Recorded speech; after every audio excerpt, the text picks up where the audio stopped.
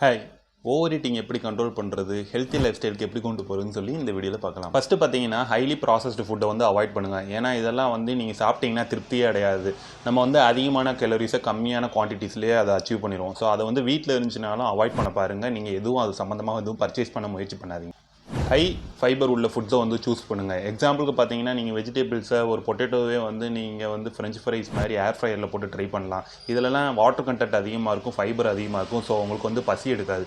So high fibre rich ஃபுட்ஸை வந்து நீங்கள் choose பண்ண பாருங்கள். இந்த ஹை ஃபைபர் ஃபுட்ஸ் எடுக்கிறதுனால உங்களுக்கு பசித்தன்மையை வந்து கண்ட்ரோல் பண்ணணும். நீங்கள் எப்பயுமே ஃபுல்லராக இருப்பீங்க. அதனால் வந்து நீங்கள் வேறு எதையும் வந்து ஃபுட்டு வந்து சூஸ் பண்ணணும்னு நினைக்க மாட்டீங்க.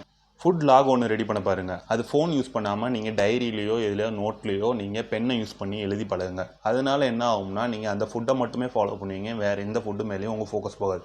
ஸோ இப்படி யூஸ் பண்ணி பாருங்கள். தண்ணி நல்லா குடிக்க பாருங்கள். சில நேரங்களில் தாகமே நம்மளுக்கு என்ன பண்ணும்னா கிரேவிங்ஸை அதிகப்படுத்தும். பசிக்கும் தாகத்துக்கும் வித்தியாசம் தெரியாமல் நம்ம ஸ்நாக்ஸ் அதிகமாக சாப்பிட ஆரம்பிப்போம். ஸோ கண்ட்ரோலாக இருக்கிறதுக்கு தண்ணி நிறையா குடிக்க பாருங்கள். ப்ராப்பராக தூங்காதது கூட சில நேரங்களில் கிரேவிங்ஸை அதிகரிக்கும். ஸோ அதனால் ப்ராப்பராக தூங்க பாருங்கள். நம்ம தூங்கலைன்னா சுகர் மேலேயும் ப்ராசஸ்டு ஃபுட்டு மேலே தான் நம்ம கண்ணு போகும்.